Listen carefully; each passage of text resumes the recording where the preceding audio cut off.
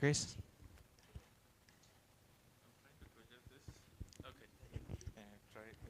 Pilot countries.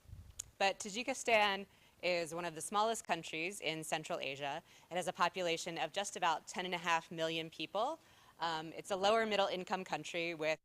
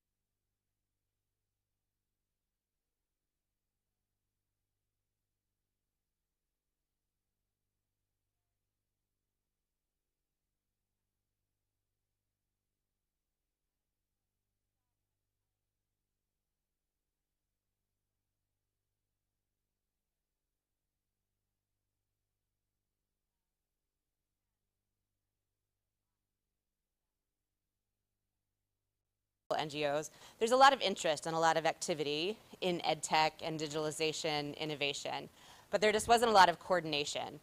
So all of these different actors are acting a bit in isolation, not really talking about ed tech in some of the local education groups or some of the donor coordination mechanisms. So there's lots of commitment, just not a lot of dialogue and conversation and things that are going on. So as we were thinking about how we were developing the work plan, we are recognizing things that are the same parameters that we have here. It needs to be implemented over the next year to 18 months. Activities should serve as a springboard or a catalyst for additional funds and implementation. Based on the initial meetings that we had and input from the ministry, we developed 4 main ideas. These are still in the concept phase. We had a lot of great discussions similar to here. We were working in small groups and in plenary just to talk about the pros and cons of the different activities. So the discussions coming out of that, we'll be doing a workshop report and then finalizing those ideas with the ministry, sharing them with GPE, with UNICEF, and the hub to decide on what finally we will implement. So we had 4 main ideas coming out of all of those conversations that we had in Tajikistan. So the first idea is to form an education technology steering committee to coordinate projects across EdTech. So not just Tech4Ed, but across all education technology projects. So this steering committee would include a range of government, public sector, private sector, civil society, and international development partners. I'm not going to get too much into detail of the sub-activities we were talking about here, but happy to have additional conversations or share more information if people are interested. So the main idea was the steering committee, and then we have 3 other ideas that really align with the idea of being catalytic funding. So ideas for further information, research, to provide the ministry with supporting documents to help them make the argument or business case for additional ideas. So one of these is to conduct an analysis of other low and middle income countries' utilization of mobile connectivity to that red line. And then also looking at creating this hub where they would be connected to the internet. So other schools in the area will be able to come, access resources.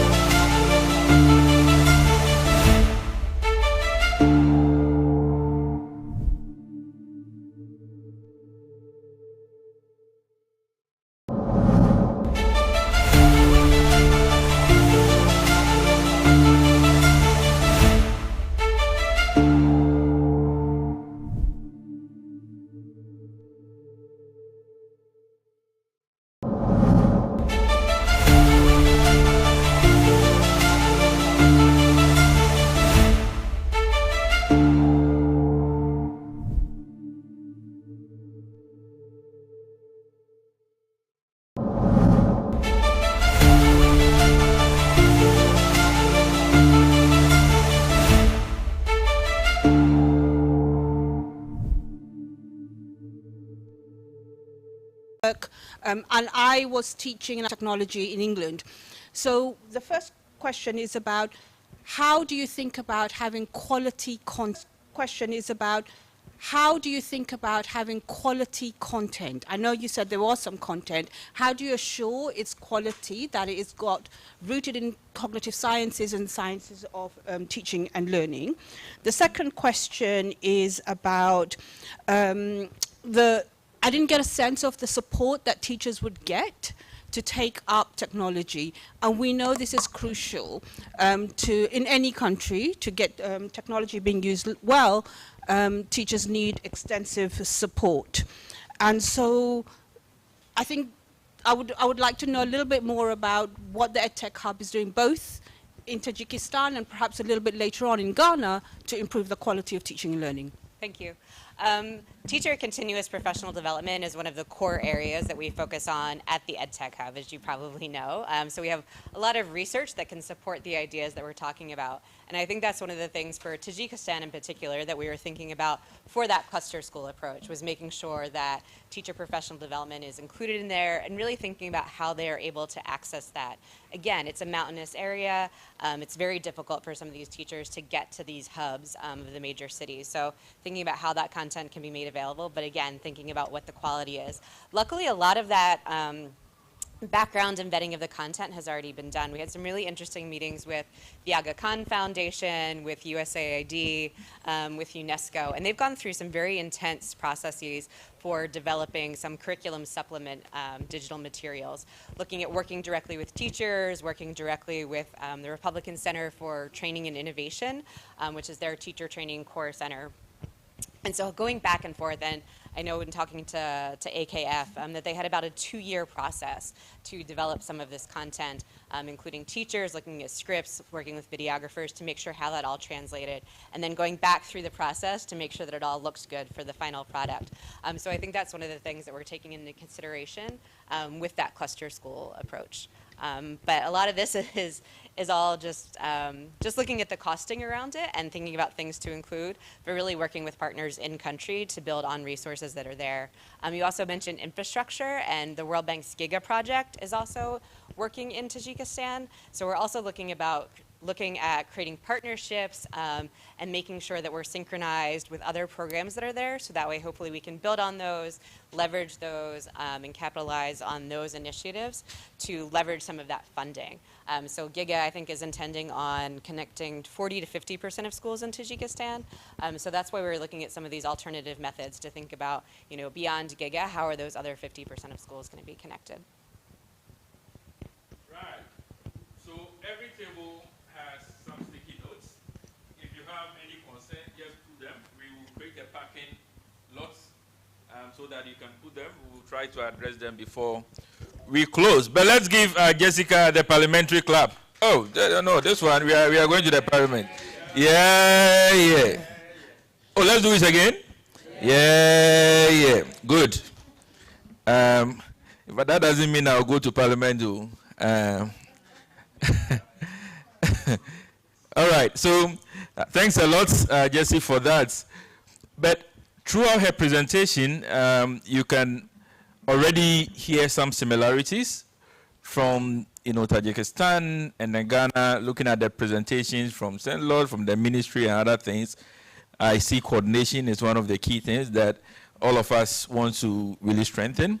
At this point, we want to have a quick discussion on some very strategic initiatives that is also supported by GP. We want to ensure that whatever that we are discussing and proposing for the work plan really aligns with what is already happening. And so we have different grants under the GP partnership with government.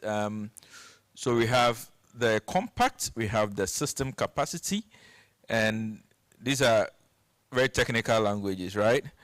We have people who break them down. I mean, just to focus on what are they looking at in those grants and how our work can really align to the grant. And so I will invite first from the ministry lead, and then UNICEF, also tops up, and then GP adds up to that discussion. So, government official 1. If government official 1 today, we government official 2 here. Falco, the way you are looking at me, you want me to tell you a government official 2. All right. So we will wait for government official 1 to get ready for that. But T, are we ready? You good? Nearly after. All right. Once it's done, yeah.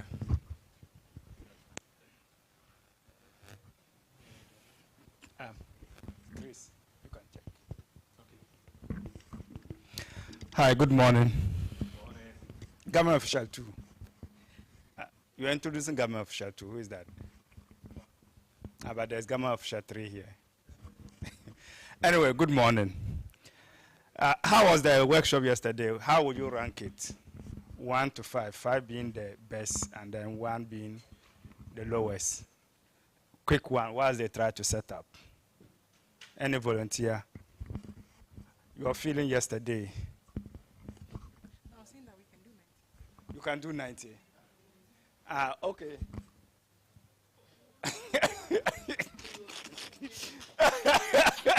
So they are calling you to. At least I know at the end of the day.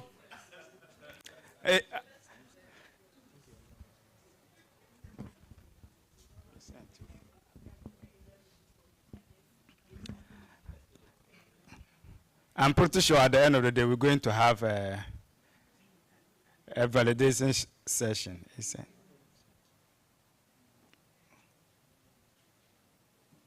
Okay.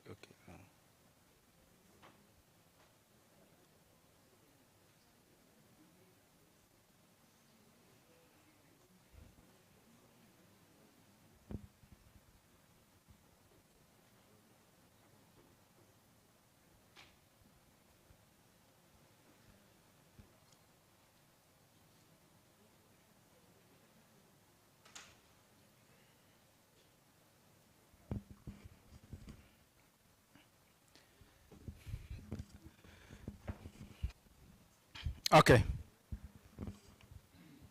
Are you setting up for meeting?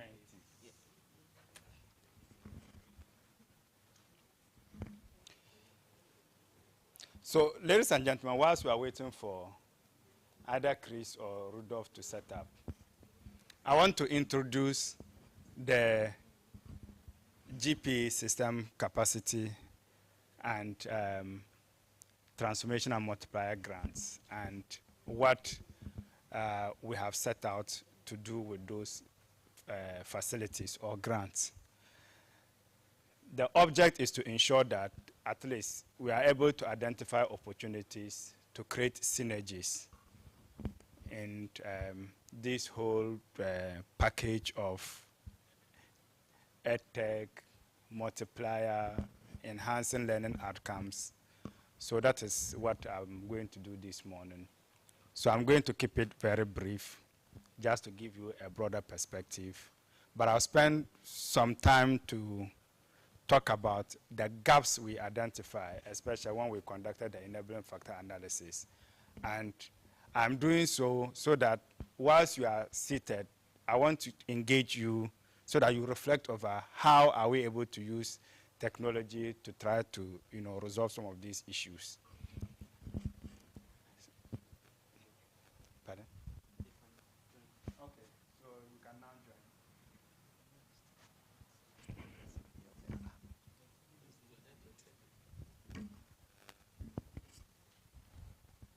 So, ladies and gentlemen, if you could scan the QR code, jump onto the Mentimeter, and give me a thumbs up so that I can oblige on the how you found the session yesterday. Are we all there? How many do we see? Okay, 22. Is that all we have in the room? 3, 6, 9, 12, 15. We have more than 22 people in the room. Come on. 25.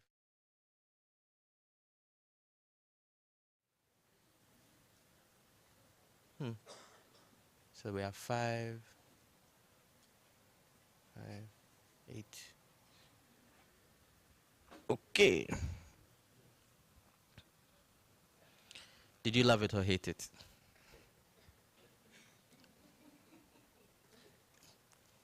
On a scale of 1 to 5. Did you love it or hate it? Huh. Oh, okay. It's actually on a scale of 1 to 10. Sorry. I was put on the spot. Huh. Okay. Okay. Okay. Oh, I'm hurt. I didn't go for lunch. I was here with you throughout and give me a 6.7. Wow. That's marvelous. Of course, Avril, yes, of course. I promised you coffee. We'll have our coffee time. Don't worry. Just give me an 8, something. Give me something. Don't do that. Come on. Yeah. See. Okay. So, 68% of the time people loved the sessions. And hopefully we'll get better and hit 80-90% at some point in time. If you could have one superpower, what would it be? I'm still in the time to basically check out who has what kind of superpower. Do you want to vanish? Do you want to see into the future? Fly? I don't know. You want to fly?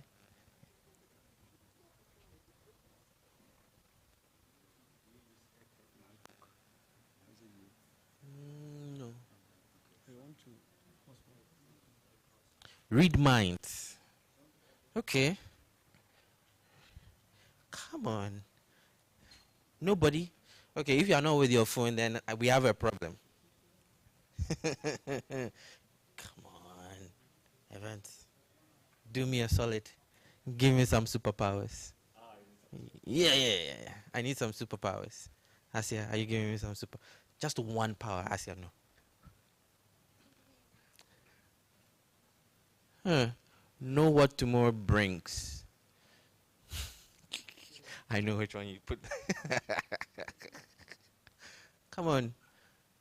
We're in a room of folks. Sacrifice. What kind of superpower is sacrifice? So what will happen? Like, I'm sacrificing, boom. Then what happens? I don't know what will happen once, that you activate that superpower. ICT. Interesting. So how will that superpower be? Is it like you turn into code? I don't know. You turn into cables. What's going to happen there?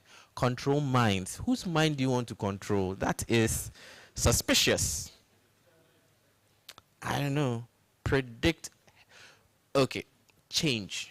So let's picture this. I have activated my power of change, and the change is everybody puts in a superpower. Come on. Does that change? I don't know. Speak every language. That's an interesting one. Bring back, is it you want to come back to life, so you want to be able to, there's a comic book called Revival Man. It's the best. It's the best. You can try and read that. Let's see. Tell the future. Okay. Travel to all countries. Okay, that's a good one. Let's do this. On a scale of 1 to 10, you understand the Tech4Ed initiative and its role in improving delivery of EdTech initiatives. Relate with some of the issues identified through the conversation yesterday, and you feel TA is one of the activities that can support ministry deliver EdTech interventions that will improve systems and learning. Vote. I see what you think. Okay. Huh.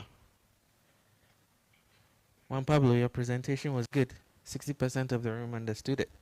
What happened to the 40%, my friend? How do we improve the understanding? Oh, no. Come on, Juan Pablo, it's not looking good. You're going to vote? I know what you Come on, let's see. Okay, we didn't do too bad. I would have assumed a lot of people relate with some of the issues, so maybe we didn't hear all the issues and you didn't share your issues. That's what it means. If you had shared them, you would have heard them, and others would have heard them, and they might have related. I do not know. You feel TA is one of the activities. So I put the one off because there are many, many activities that goes into improving systems and learning, education systems and learning. But so far, 23 people have voted. Juan Pablo is now trailing. Okay, Juan Pablo is doing well. He's at a 7.0 in competition with people who relate and those who feel TAs. I don't know. What do you think? Do you think you get there? Stein? You and Juan Pablo are not doing too good because it seems people didn't get the initiative. Come on. We still have 30% of the room to convince, no? 30%, show yourself. Identification is key. Okay. All right. Are we ready for the presentations? Director. Official one. Tillman, official one are deliberating.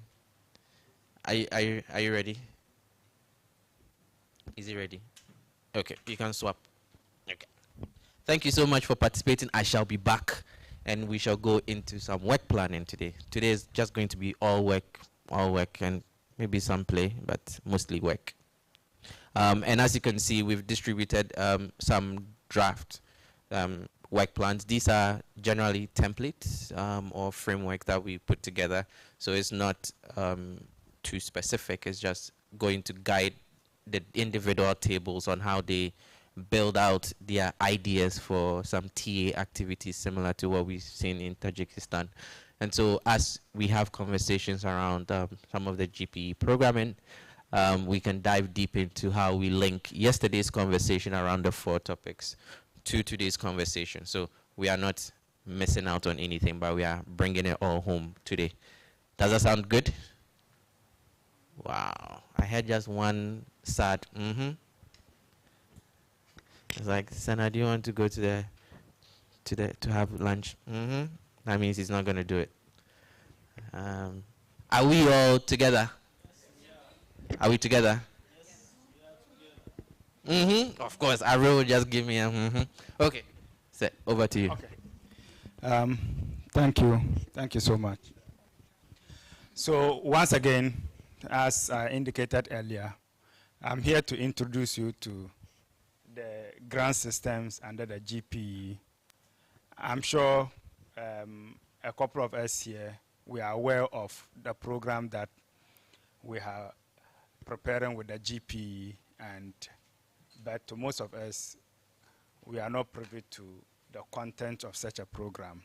So this particular presentation is to at least introduce you to the grant system and the program we are developing with GPE so that we appreciate it and now begin to reflect how we are able to align whatever we are discussing here with this particular program. At the end of the day, we are hoping that we don't duplicate, we build consensus, and then we build synergies. The Global Partnerships for Education has a number of support systems that they give to member countries. And support system, I'm talking about the grant system. So before the pilot program of technology for education, this pilot we are developing, there has been established grant systems that Global Partnerships for Education, they mobilize and then use their own criteria to share with member countries. And these grant systems are in the form of system capacity grants, multiplier grants, transformation, and then girl education accelerator. So I'm going to pick them one after the other. The system capacity grant is probably the basic or the base one that is often available to most participants. And just like the name implies, the system capacity grants attempt to assist ministries of education or ministries responsible for education in member countries to support or improve their systems for purpose of enhancing or improving learning outcomes. So this particular grant is targeting system level activities. The system level could be in the form of capacity, it could be in the form of policy, it could be in the form of planning or whatever. We are just looking at those kind of systems that will propel a particular ministry or the government agency to deliver. And then the system capacity grant seeks to accelerate, as I indicated, access to learning outcomes and gender equality, then adopt a systematic approach for supporting country capacity and to provide a demand-driven programs. So that is the system capacity grant. Let me indicate that as a country, we have applied for this system capacity grant, and the procedure involved in applying for the system capacity grant basically is include the conduct of enabling factor analysis. Let me just keep straight. The conduct of the enabling factor analysis. This is GPE's requirement. Before a country assesses the system capacity grant, you're supposed to do some, enabling factor analysis. And under the current 2025 operating model of the GPE, they are looking at 4 core factor areas. The first factor areas they are looking at is gender-based policy planning, so gender. The second factor area they are looking at is data and its relevance in terms of policy planning. The third one is your financing, the volume of your domestic financing and the efficiency with which you apply domestic funding to education. And then the last one is, which one is the last one? Which one is the last one? Domestic financing. No, I've mentioned domestic financing, gender, and then the last one is coordination. Thank you, Tillman. So for Ghana, when we started the process of preparing for system capacity grant or the application process, we were a bit lucky, and indeed it's part of GPE's opening or opportunity that member countries can apply for a small portion of the grant. If you do not have resources to conduct this enabling factor analysis and other preliminary activities, you can apply for a small grant or a percentage of the system capacity grant so that you can use it to conduct this particular activity. So we did that, and then we were able to do conduct the enabling factor analysis based on these 4 factor areas that I have identified. I want to quickly go through these enabling factor areas as I indicated, so that I want to let us engage our minds a bit. How are these gaps identified? How are we able to, provide a relationship or leverage on the current program that we are designing to at least find solution to some of these things? So under the data and evidence category, we identify that although we've had the MA system or the data collection system under our MAs, it's been on since 1999 or 1998, but we still have issues of it's not. Okay. So we still have these issues relating to shifting from collecting and focusing on input data. Then the MAs indicate requirements include expansion of infrastructure system for hosting, timeous collection and generation of data, and improved digital collection. So basically, what we have learned, or when we conducted the analysis, was the fact that though we've been doing this particular MA system, it's largely been a manual-based, paper-based, and the system or the procedure is quite tedious, and sometimes we are unable to do it at the right time. So the opportunity there is for us to consider doing it digital collection. I'm highlighting the word digital because we are discussing something technology, or we are having a digital identification. So it stood out very tall in our analysis of the data and evidence issues that we have MAs. We've managed that data system for a very long time, but the procedure or the process of collecting it is quite manual, and we need to modernize it. We need to find a way of improving the data collection process. Very often, we have issues of delay, either in collection or in submission. And then when data is finally collected through manual means, we have to go through a process of analyzing that data system. So those are the challenges we identify. In the area of gender, the significant issues identified in gender were in relation to disparities in access and learning achievement. So not just enrollment. Indeed, when it comes to enrollment, I can say that we have achieved parity as a nation. Boys, girls, parity. But what is the share of boys or what is the share of girls when it comes to learning outcomes? That is where we have a lot of challenges and we have to work on. We have, for instance, more boys achieving distinction as compared to girls. That's what basically we're talking about when talking about learning outcome achievement. Then gender barriers and social norms have also impacted in some communities. Indeed, at the national level, we have achieved parity, but you know, when you get to some of the communities, especially in the rural areas, we still have issues of social and other cultural norms that limit, girls' participation in the classroom. In many rural areas, girls still have to get up in the morning to go and fetch water from the streams, whilst their counterparts, boys, are in the classroom. There are other cultural practices where girls are supposed to be, doing the cooking and other things. But more importantly, what we observed was the fact that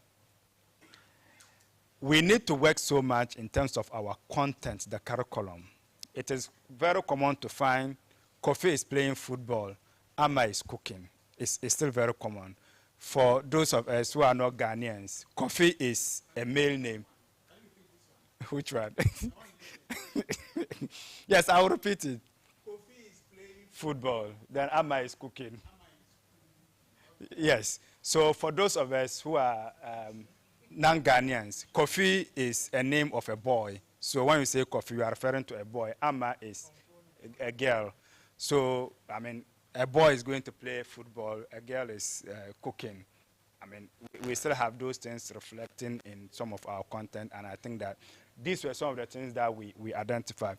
And critically, we also observe, beyond the content, the facilities were more, quote-unquote, masculine. See our sitting arrangement. It is done in such a way that, it's friendly for ladies. You get to our schools, we use a dual deck system that is as if everybody is in trousers. These are some of the things that we identify. Those of us who are very familiar with our sitting arrangement, the dual decks is much open below, as if all the girls are wearing trousers. It is not designed to provide for people who are going to be in skirts and other things. So these were some of the things that we identify within the category of gender. And for sector coordination, we have the education sector working group, a very, robust group. Unfortunately, the meeting times are kind of not regular. And indeed, when I walked in, when my colleague presented about the issue, some of the activities from Kyrgyzstan, forgive me if I'm not able to call the name very well. They spoke about establishing sector, digital sector coordination. So I sat down and was reflecting. We could also try to do one, but within the education sector, we have so many groups, committees and committees and committees. So we probably have to have a reflection to see how we can harmonize them and make them more efficient or effective in discharging their functions.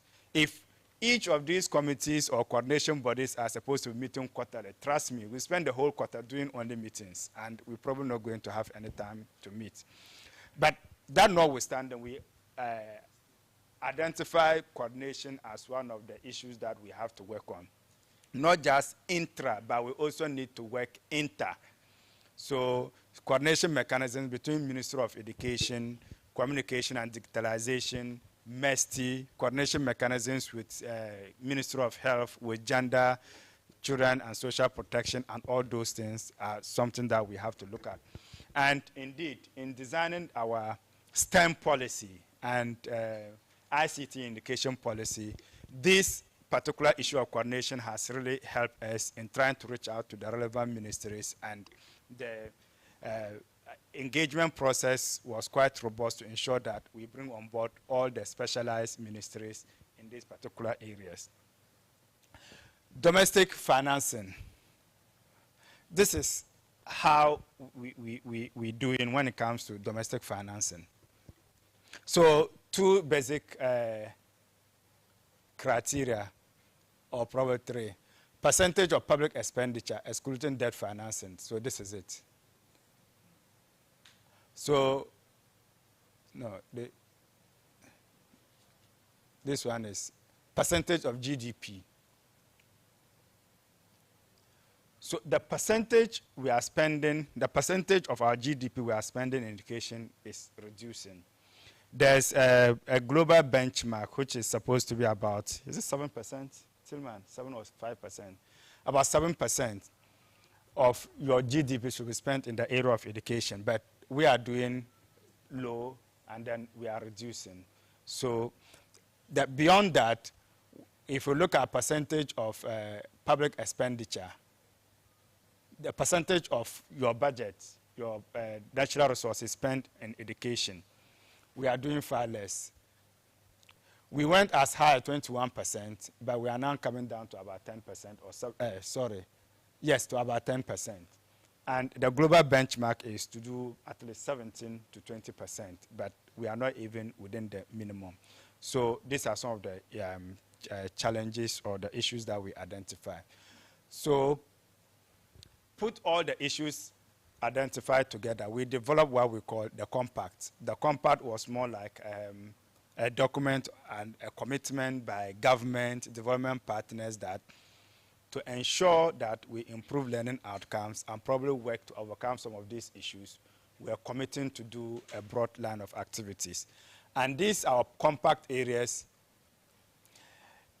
was to, this is the theory of change as in our compact. As I indicated, we developed this compact as commitment from government and development partners to ensure that we achieve the desired learning outcome. So based on the gaps and challenges we identify, we sought to achieve within the medium term and improve foundational learning for all. Improve foundational learning for all. We identified this as a significant area because once we are able to improve foundational learning, then it prepares everybody. Now, like it appears everything will become, usual. So that is why we are focusing the resources on in this particular area, improving foundational learning. But let me indicate that for purpose of this and then consistent with government's own policy, our foundational learning has been given a more operational definition to include the basic level. So we're not just looking at it in terms of global definition of up to basic 2, basic 3, but we are looking more of the basic level in its entirety. The key components of delivering this particular theory of change is to strengthen teaching and learning practices, improve quality and inclusion across primary schools, and then better school and community governance. So these are the key areas. We identified this as broad areas because we believe that if you're able to achieve each of those 3 brackets, then we will delivering improved foundational learning. And we have a series of activities which our compact is being developed to deliver. Let me spend some time to speak specifically on some of them, which is, sorry.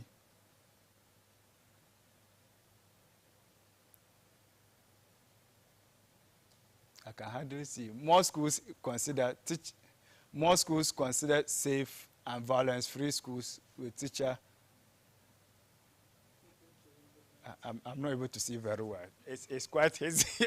So, but the basic thing is that we're trying to implement these broad activities to ensure that we achieve the desired learning outcome. And yesterday, when I presented our ESP, I indicated that the ESP seeks to drive learning outcomes in this country. And based on the 3 key objectives that I spoke about, this particular compact is also working to ensure that we achieve those particular objectives.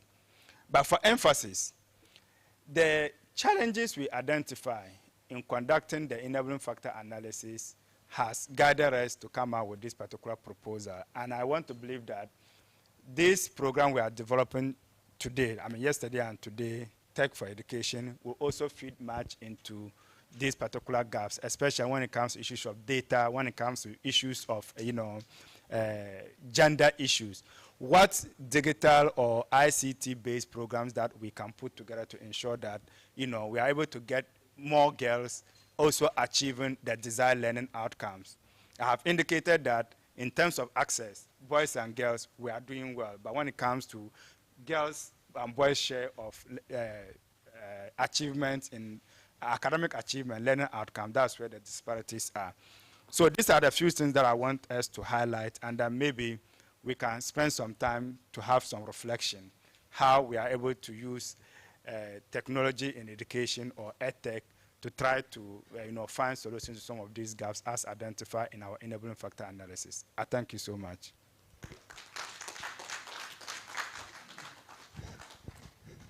Great. Government official 1. Yeah, if there is any burning concern, I think this is very good to set the tone for our discussions today. We understand what the compact is looking at. How do we use, Tech4Ed, TAI to really respond to some of the gaps alongside the programming. So, Toman, you do a quick one for us on the system capacity. Also, right. So, please, we will take these 2 and add that of Steins before we qualify for snack. Then after snack, we will go into a group engagement. Yes, Doc. Was talking about the data and evidence. So the EMIS system, I believe is an electronic system deployed at different parts, whether for the schools or is it at the ministry? Because I wanted clarity on his assertion of manual process of data collection. So I want to know if it's an electronic system, why are they doing manual data collection to feed the system? So maybe I will need some clarity with regards to the EMIS and then how the data processing are being done.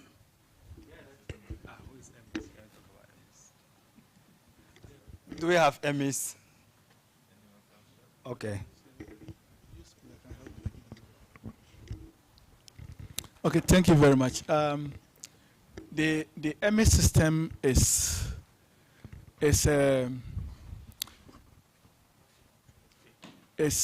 not fully an electronic system.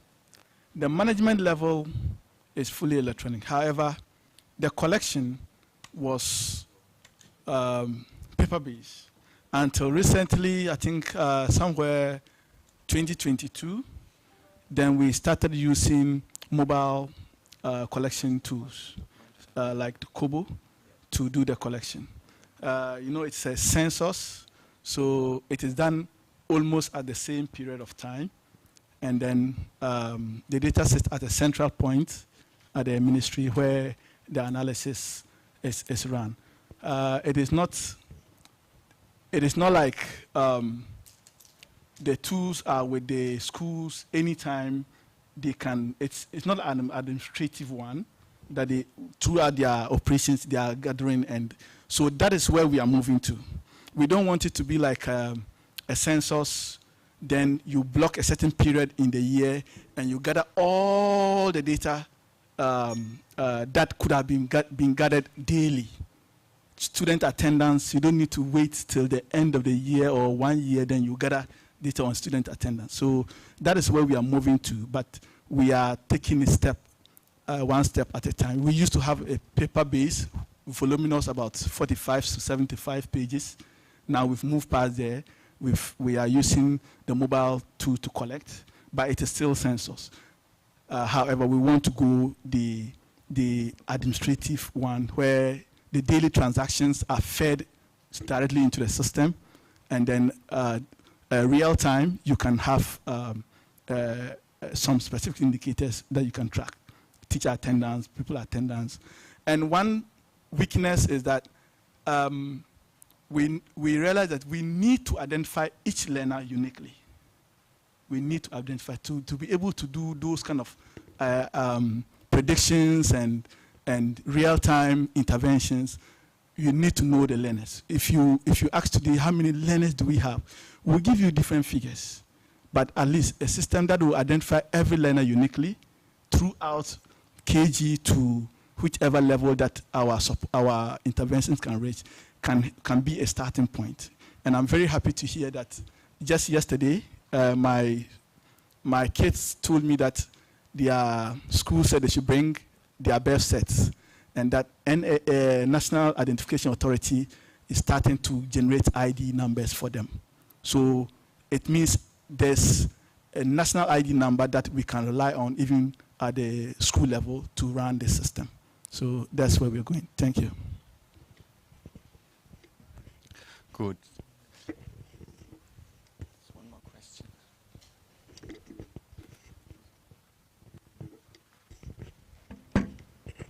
Thank you. I need to clarify something that he just mentioned about the NIS getting the children's birth set to do that. EMIS, as it stands, this year they announced to the participants, we just had the trainers of training for the annual school census workshop. It's been announced to the participants that this year, going forward, all the children, the school-going children are going to have a unique number. In this case, the EMIS team is trying to collaborate with even WAEC and all the stakeholders in order to come out with these unique ID codes that even if the child is starting from KG, the child will carry this unique code to all the universities level. So that is what EMIS is coming up with. Thank you. Great. That sounds very, very good, I think, in relation to what we're talking about here yesterday and today, right? And so just building upon Inusa's great presentation on this, let me repeat that what I've observed yesterday is that we automatically, I think, spoke more about EdTech than actually Tech4Ed, right? So that is something that I would invite everybody in the room to, when you automatically think, oh yeah, this is about EdTech, take a step back and say, what can tech do for education, right? And so in that context, I think exactly the example that we're speaking about, digitalize EMIS data collection, would exactly an intervention area, whether it is under this grant or any subsequent grant. We also need to be mindful of how much that intervention may cost. But to my understanding, that would fit exactly into the scope of what we're talking about here, right? So we do not necessarily all the time have to think about any online course, right, or online learning management system in that space. We can think of what we do and how we do it within the education sector. What role can technology play to assist us in doing it, right? And so if data collection, data analysis, and that is something where in the past we moved from paper-based work to now digital data collection, that's something that, okay, how can potentially maybe this grant or other grants under the same scheme, how they can come in. So building upon this, and this is where I think we'll zoom in for the next 10 minutes, and I really hope for an active discussion and reflection with you about this, is on the system capacity grant as one pillar of the entire GPE, so to say, grant portfolio, right? As it really says, we're strengthening the system, right? And so again, how can we link it to our Tech4Ed is how can we use technology to strengthen the system in all of us in the room about what we do every day and how we do it. And for a few things, technology can play maybe a great role, and maybe in a bunch of others, there's absolutely no role. And that's okay, and then we move on, right? So the system capacity grant, essentially, and I think focus on the second bullet point, it's also to make that distinction to the other two grants, the transformation grant as well as the multiplier, is that also somebody at GPE one day said to me in a nutshell, Tillman, listen, the system capacity grant is really about support the system to deliver. But the grant is not about the system, the delivery itself. So we support the ministry, we could support other institutions to do their job for the system at the end of the day to deliver, right? But we would not necessarily engage in the activities in a classroom practice, for instance, right? So that's not what this grant is about. So it's everything, what can we do, how can we strengthen the system for it to deliver? So please keep that in mind. And now I add, what role could technology play in that context? And this is why because what we're meeting here. So I would see the system capacity grant as the enabler, as the grant to help executing the two others, right? So, because what is the benefit that you may have a big transformation grant, a big multiplier grant of $100 million or more when the system is weak to deliver on it? So this is why we're doing this, and Inusa outlined it very well about what some of the areas are that the GPE said across countries, let's look at this in the area, how is the sector planning ongoing in that country, right? How is the policy development? What is going on here? Is it going well? Does it need some support, right? How is the overall coordination in country X? Yeah? Is it something that exists on paper? Is it happening in reality? Are only a few actors talking to one another? Are there other actors involved? How's the sector monitoring actually taking place, right? And I now deliberately always bring in the aspect of technology. Is sector monitoring taking place by a group of people going out with paper and pencil, doing a few spot checks, collecting a little bit of data, bringing in 500 pages of filled out questionnaires to somebody at the ministry to then go through this and put this maybe in an Excel sheet? Is this how monitoring works? Or is it actually done in a digital way, right? Is it more undertaken in a more systemic way? And here again, and I kind of said it or indicated, what role could potentially sector monitoring technology play in that very field, right? Again, food for thought, just have an idea, reflect on, if you've been engaged in sector monitoring, how is this ongoing? Is there something where technology can be of assistance? So these are the kind of questions also for today throughout when we go back into the work plans later. What is it where technology can be of help? So this is now very difficult to read, and I'm very happy to build still upon Inusa's presentations, as he said that there are 3 windows under the system capacity grant where the GPE says, please look at your activities in this context. Now, Inusa spoke about the planning, the policy development, and how can this be more gender responsive going forward. And so here, these are the very concrete activities that the ministry, together with development partners for the current system capacity grant that should be from January 2025 to the end of 2027 over a 3-year period, decided these are some of the issues that we would like to work on, because we believe if we strengthen them, if we work on them, we can improve the system in what it's delivering and how it is delivering things. So for instance, based on the compact, some of the development partners, but also the ministry agreed and says, I think there are there is something we could look into of a foundational learning strategy. Right? So the compact is there, the overall policy documents is there, but how about a very specific strategy on foundational learning with a compact as a basis, right? So now the question for all of you, for all bullet points going forward, policy development, is there a role maybe for technology, or are we simply saying actually no, not necessarily, right? So please keep this thought in your mind.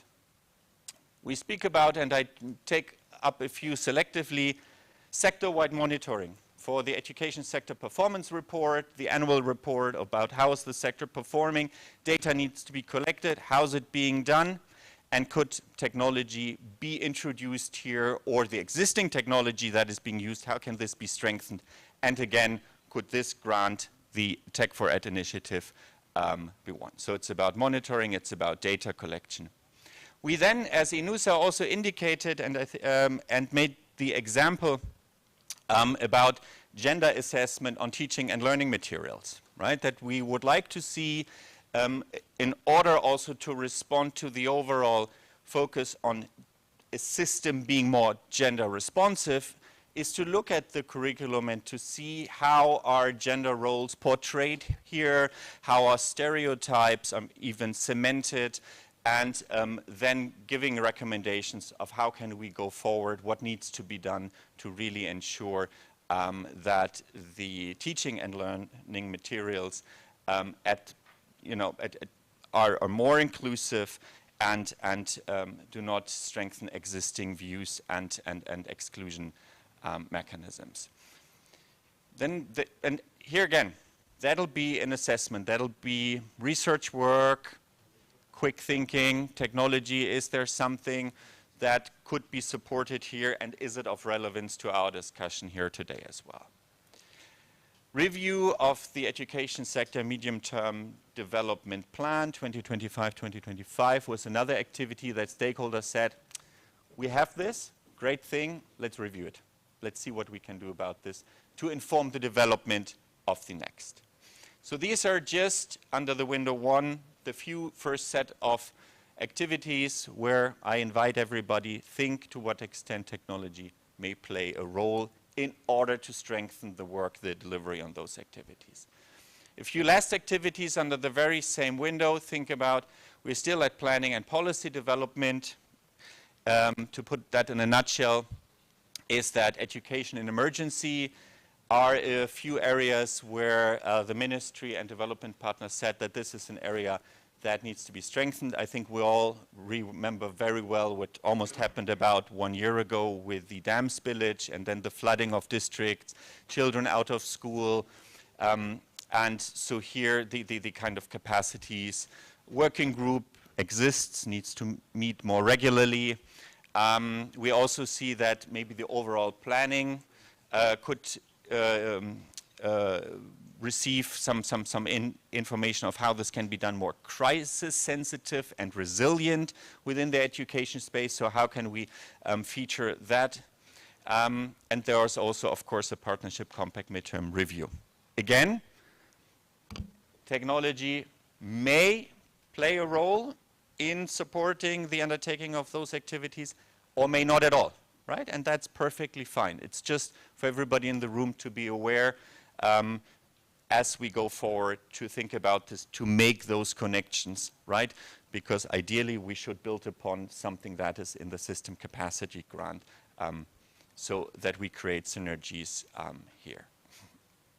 The window number 2, Inusa spoke about, it's about coordinated action, it's about financing.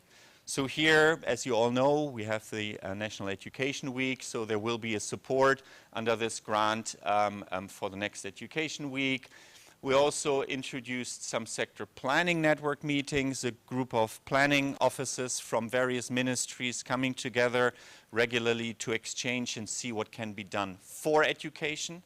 That's, I think, also that we thought, and respective, as Inusa indicated, of the expenditure on national education, as we all would like to see that, of course, growing and is suggested trainings. I'm almost done because I don't want to bore you any further with any activities, but we thought it's really important to quickly outline to you of what this system capacity grant is all about, because many of you will hear about this in the future more often. The third window, and that's the last one, it's about essentially capacity building for various stakeholders. And here then we realized, for instance, very obvious thing that if you would like, for instance, the EMIS data collection is one, or the mobile school report card is another one, that, and generally increase the capacities at the district level to at one point also use the data they collect themselves for their own decision making. If district officers don't have a laptop, what's worth the training, what's worth all this? So there is now infrastructure component to make sure that district offices, and in particular EMIS offices, are equipped with the necessary infrastructure, technology, to do their jobs. So in that case, then various trainings are undertaken for these district offices to work better, to be stronger in what they do and how they do it, as well as be assisted by EMIS user guides, codebook of variables. Again, think about how could technology feature in all of these activities. Integrating even crisis sensitivity to EMIS is another one. And that kind of overall wraps up the scope of activities that at this point we have proposed under the system capacity grant for the next 3 years.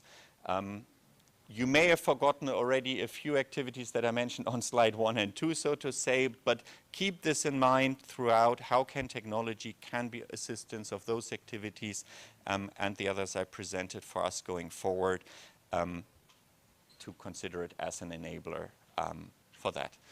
I am done with the ad hoc presentation. Thank you very much for your attention in that regard. And over to you, Chris. Thank you very much, T. Any quick reaction? In fact, we are talking education today. We're talking technical education stuff. And I know for some of you, it might be the first time hearing some of these things, but it's a very good information that you need to reflect for discussions. Please. No, thank you, and thank you very much, Tillman, for this presentation. Thinking about, like, complementarity, and I think it's a good thing that you bring in the system capacity grant. I was trying to think, in your opinion, based on what the system capacity grant is covering now, where do you see the gaps, basically? Because I liked the last windows and also the whole window around coordination. I was trying to think about, like, where do you see the gaps, like, in these areas? Gaps in terms of? In terms of what you have, in terms of resources that you have today to cover these initiatives, and what you see, I mean, technical gaps, but also financial gaps. Not an amount, but more like saying, okay, we'll be able to cover that aspect, but at the same time, we will need, to think about those other aspects. I think generally that the system capacity grant from the GPE, if I may say this, is one of the best grants, in a sense that it really appreciates that we may provide, as I said earlier, significant funding in the actual delivery, but the system needs to be ready for this, or needs to be better for this. And so I think this is what the system capacity grant caters for. So that's truly, truly amazing. There are not many grants that specifically, if you allow me to say, kind of more drier topics, right? Building capacities, improving data collection, doing sector-wide monitoring, doing an audit of teaching and learning materials. This is very, very important stuff, but maybe, not as exciting to many in the room. But this is what this grant in particular covers for. So if you would ask me, the ceiling of what I indicated earlier, we have $2.3 million still available under the system capacity grant.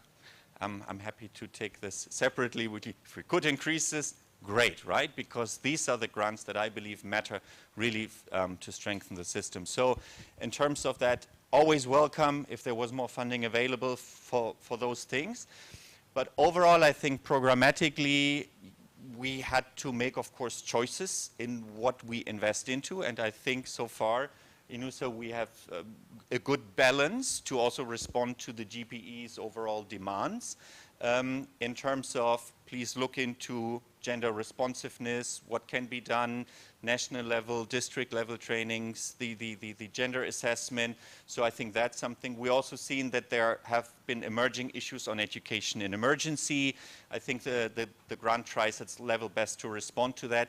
Of course, in a highly decentralized context, as Ghana is, there's always a limit then to funding because we need to think about 261 districts, right? And so most of the trainings that we put forward or other activities, we always have the number 261 at the back of our head. So how can we accommodate this? So then you may go up to the regional level because the funding of the grant has its limits. So I think overall, in terms of what we address on the EMIS systems, the focus on the decentralized levels, having covered gender, having covered education emergencies, but also strengthening routine activities like sector monitoring, data collection for ESPR.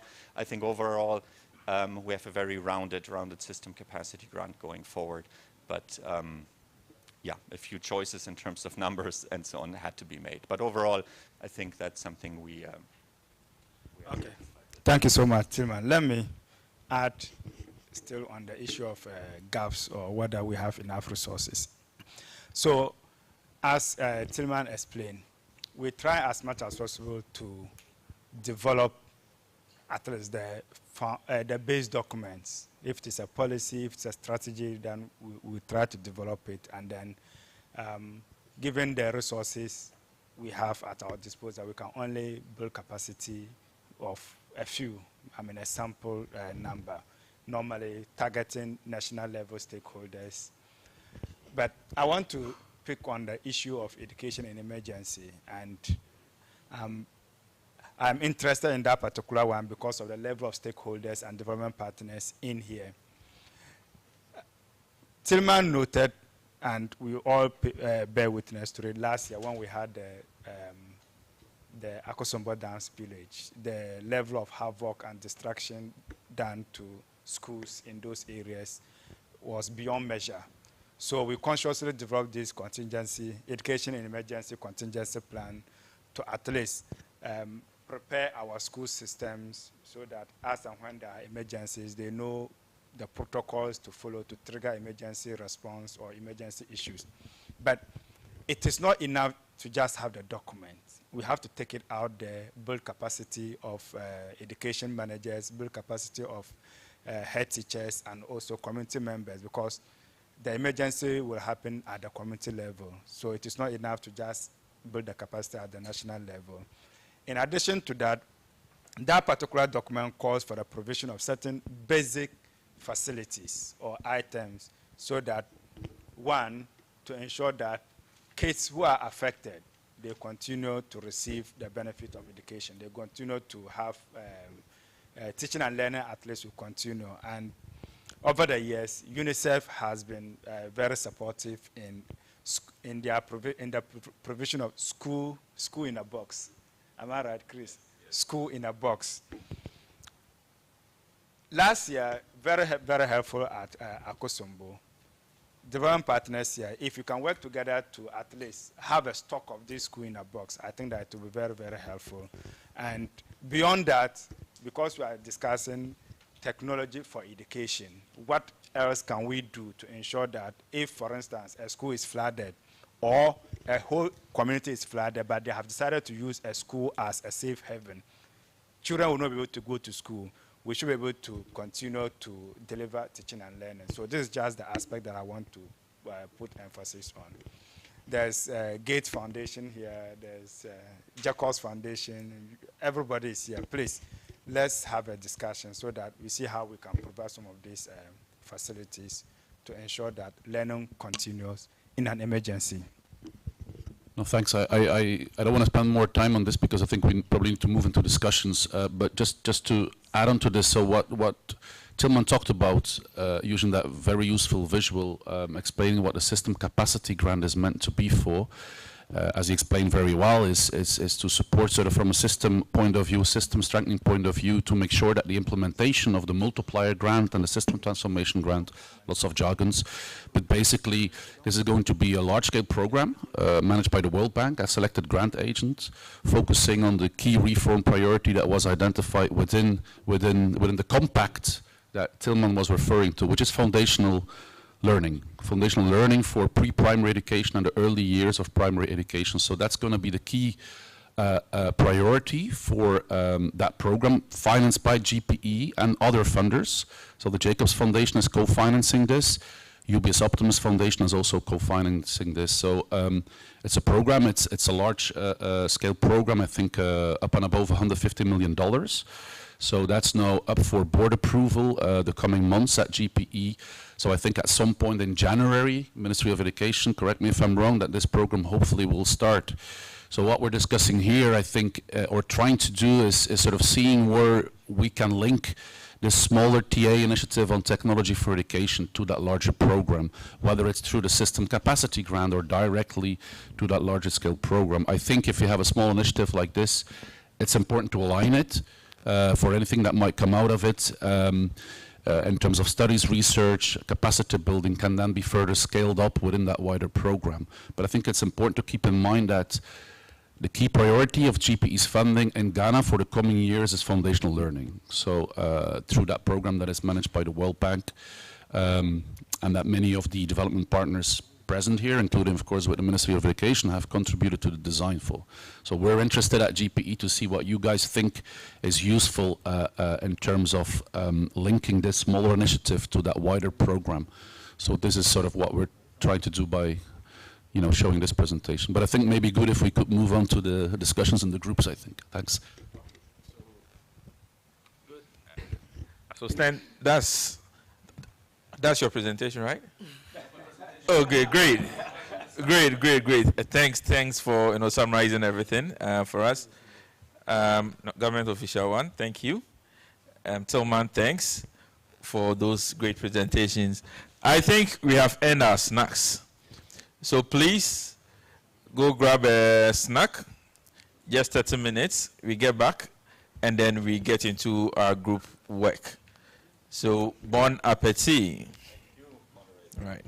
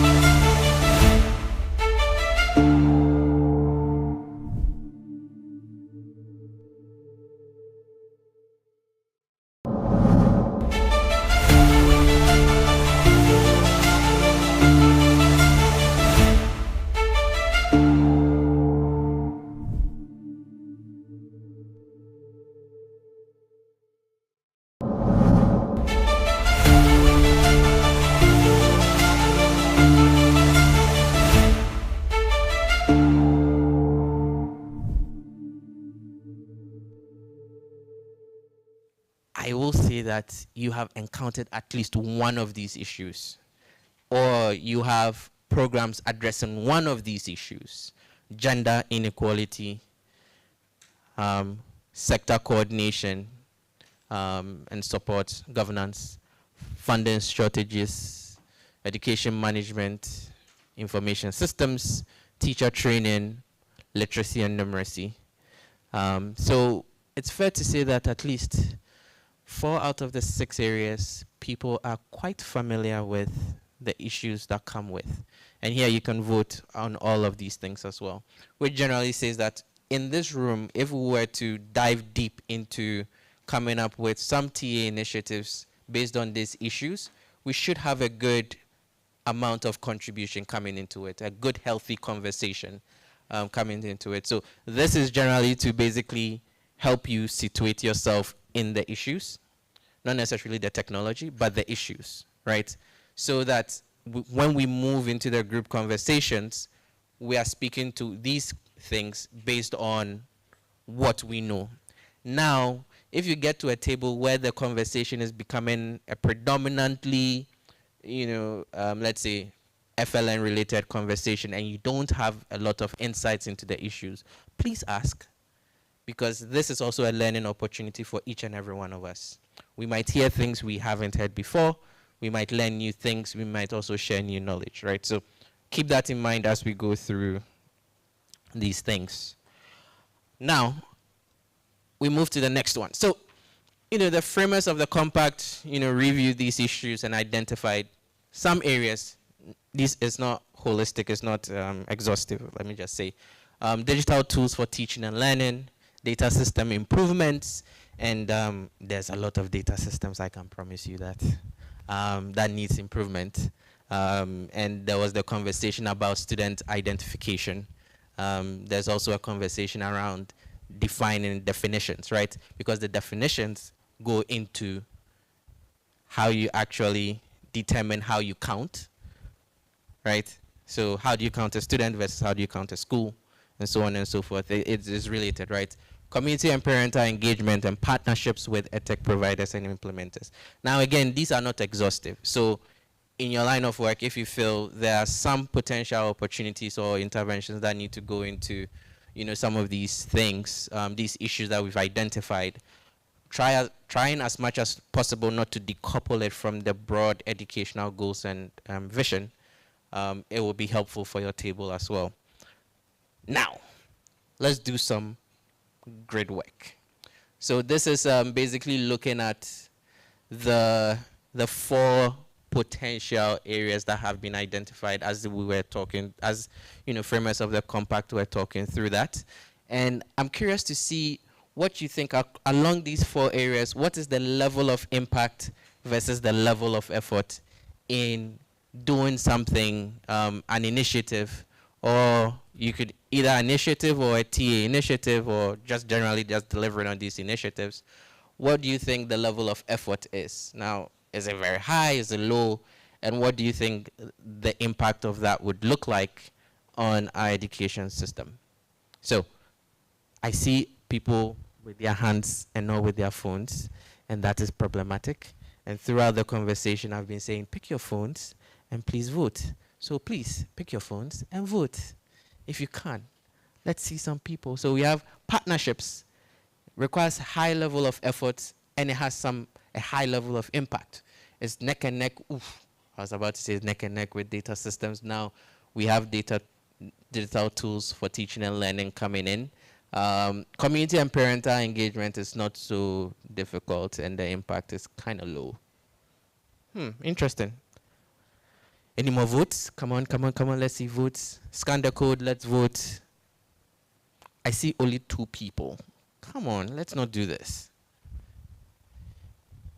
Many a time I've been in conversations where people say, we are not in the conversations that matter. And we go on about how, the education system can improve, and nice. We get the opportunity to be in these conversations, and we don't. Yeah. So you voted. Reload. If you reload it, it should come in.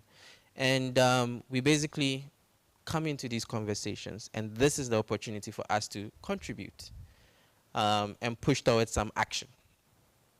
And so I entreat all of you to actually vote. It's not? Let's see. Internet is terrible.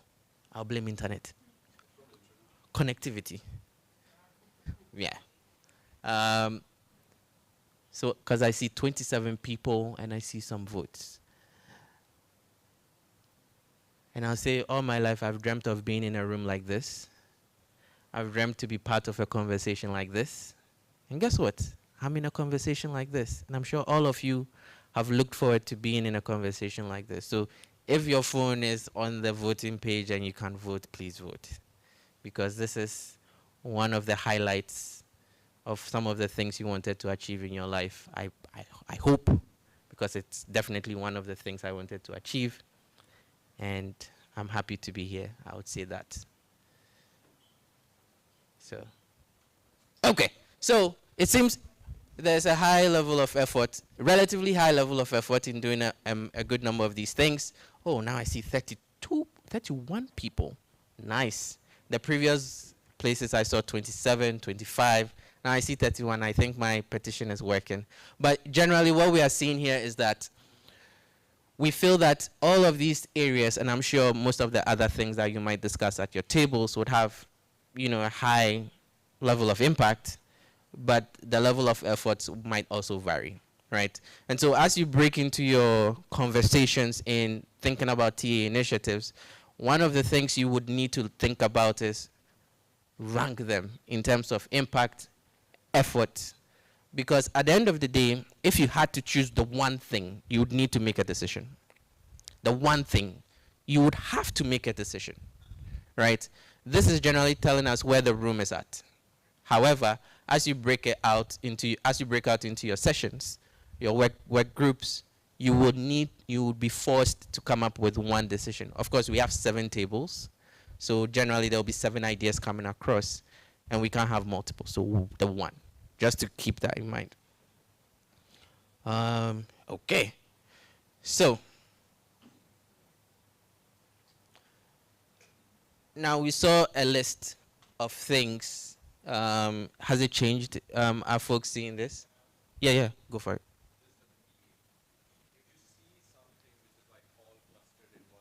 And you have to do prioritization, what do we do then?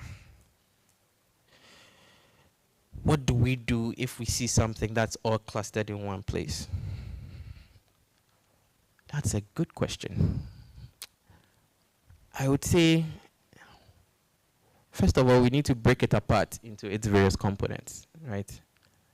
There are different moving pieces in each of these topics. Then what I would do is map it against the education system and the priorities of whichever strategy document I'm working with, and then create a score. At some point you have, create a rubric, a scoring rubric of sorts based on the priorities of the education system. And at some point in time, you'd have one of them edging the other. So for example, when you look at the level of impact, and if you're an impact-driven individual, you realize that data system improvement is ranking in terms of highest level of impact, but with significantly lower level of effort as against digital tools. So generally, I would go for that on the face of it, right? Then I would need to map it against the education, issues and conversations, and then create a scoring rubric. But then all of those 4 areas will go through the same system, because there might be something to look at in terms of, digital tools and teaching. Potentially look at the connections between the two to see if there's something that can be drawn between that, just in case we can address some of them, because they are interconnected, right? Because then as you are building teaching and learning digital tools, it can feed into your data systems, and so you can potentially think about, sorry, my mind is running at this point. Stop tricking me. It's your work for the TA. Yeah, but obviously there are different determination factors, and it's very subjective at some point, but you can work towards objectivity based on a scoring rubric at some point in time. I hope that's helpful. Let me say that's a very difficult one. It is a ministry-wide thing, and I would consider which of these factors can leverage on other areas. Because from what we've seen, I've seen that there are a lot of things happening, and most of them are already happening through some kind of source of funds. So I'll use the funding as a reason, and I'll say, okay, if this is already having this from this component, I'll deprioritize it. So I think this, I'll call it brutal prioritization, because you will have to take something out, and I'll look at which of them can I leverage on another partner to do it, and then I'll leave it there. Yeah, thank you.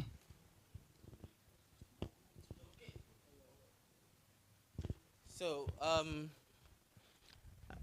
the next part of this is, we saw digital tools on teaching and learning.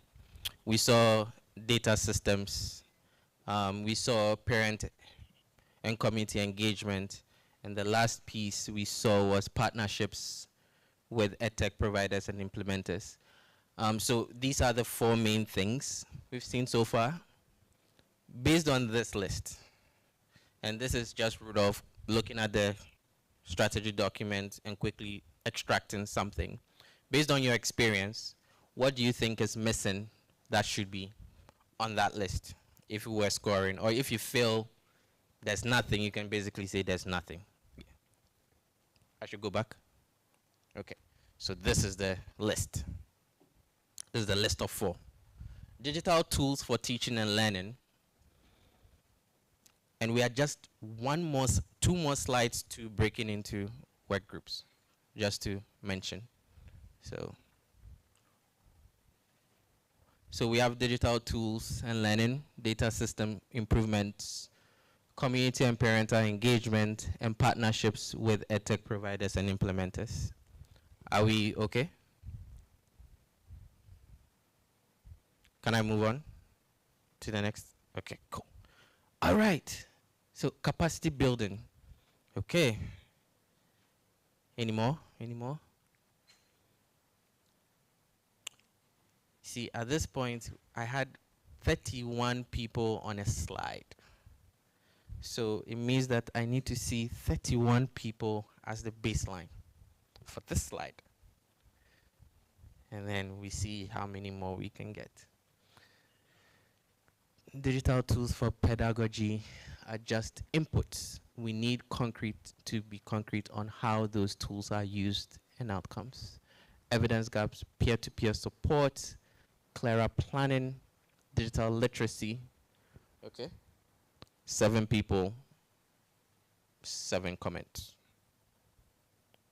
A room that was once 31 has now been reduced to 7. Wow. Amazing. Come on, people. We'll be breaking out into work groups very soon, so I can promise you this is one of the last few points that you go into. So just give me your thoughts, at least. Indulge me. 15, okay, 17. I got a thumbs up. Whoever gave me the thumbs up, thank you. You are a hero. 19. I got more heroes. Ooh. 4 heroes. Thank you. Inclusive education, edtech policies, evidence on what is already working in Ghana, digital tools. Okay, you are. Sure. I am as well. I see I'm there. So. Okay, 25 responses. I think we're good. Now,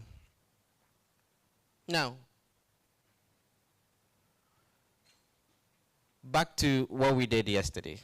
So we ranked, the the thematic areas yesterday.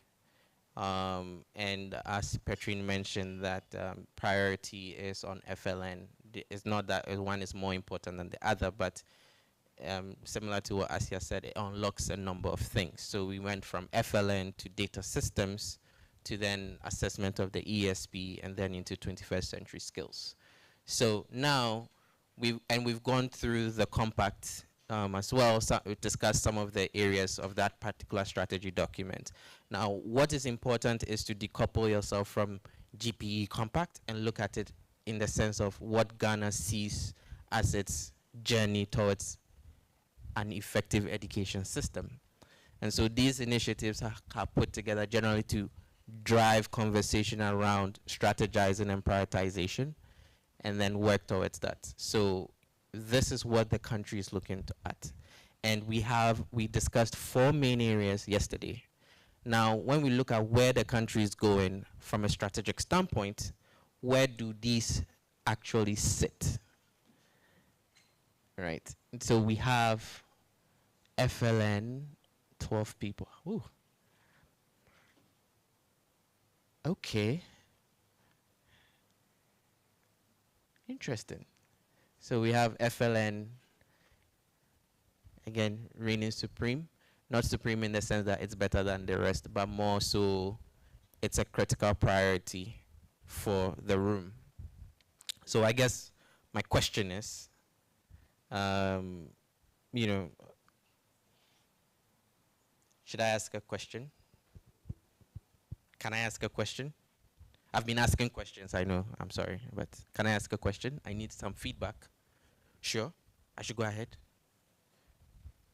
Any other supporters who supports Petrine in me asking questions? Come on, difficult crowd. So if I came in and I was like, yeah, welcome, and then yes, let's do this, and then no. This is something you have fun doing every single day. It has its, ups and downs, but it's pretty fun work. Anyway, so my question is, does it make sense to basically charge each work group to basically look at 2 or 3 potential ideas, TA ideas around FLN based on what we are seeing here, or you think it's a terrible idea? Again, FLN is something that people also identify with the issues relatively well, based on how we identified familiarity with the issues. And we have improving curriculum and assessment coming in neck and neck, and assessment of the ESP coming in neck and neck. So, what do you think? Anyone? What are your thoughts? I rarely ask people in a session what they think we should do next. This is a rare moment. What should we do? Okay. You say yes? Finally. Someone says yes, we should just focus on FLN. What do others think?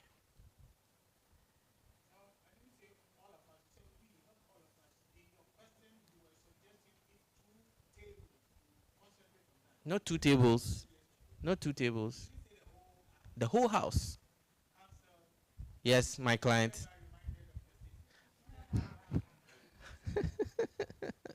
So,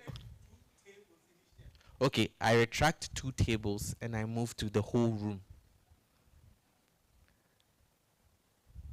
Silence. Crickets.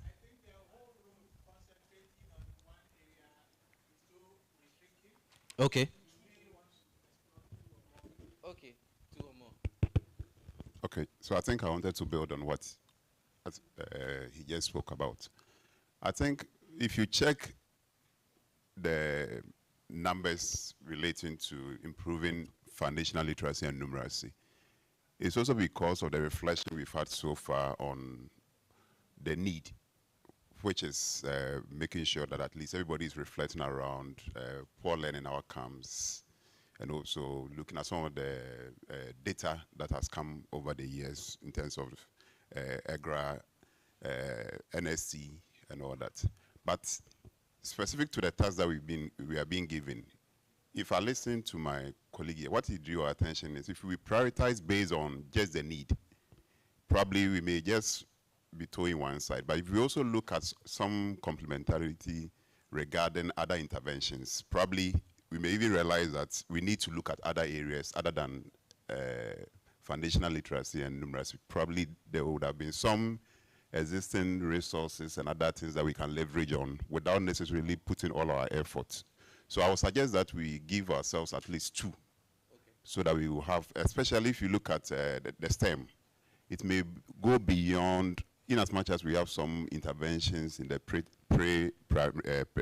pre-tertiary or even pre-primary, but for STEM, we may be looking at probably secondary and tertiary. So I would suggest that we add 1 to the foundational numeracy and literacy, so it will give us a broader perspective. Thank you.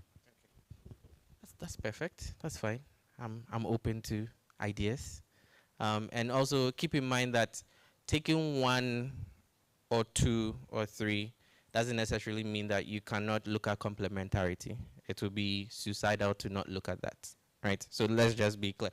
Just that picking 1 gives some focus, and then you can look at all the existing, the other components that impact it. Because as we all know, education is very interconnected with multiple things, even outside of that, right? Health, information, protection, and everything that comes with, right? So it's just important to look at that. But 2 sounds like a good idea. I mean, FLN is a no-brainer. So any other ideas? And if we were to select another one, what would we? Yes. I'm thinking, even if you have FLN at the top there, I think the various enabling initiatives to achieving that broader goal can be all-encompassing. Looking at the curriculum and content base, you can have discussions on how we even strengthen STEM right from the early levels. We can look at other components on capacity, on assessment. So all these things, I think, depend on what each table will look at, will have and the long goal of improving foundational literacy numeracy. And so if we understand it within that space, then maybe we can have the FLN as one major area, but the enablers to achieving it, different tables can focus on different enablers and how technology can achieve those enablers as well. So, Rudolph. Yeah.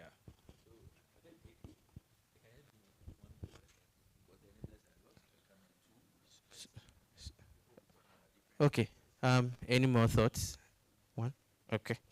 Definitely.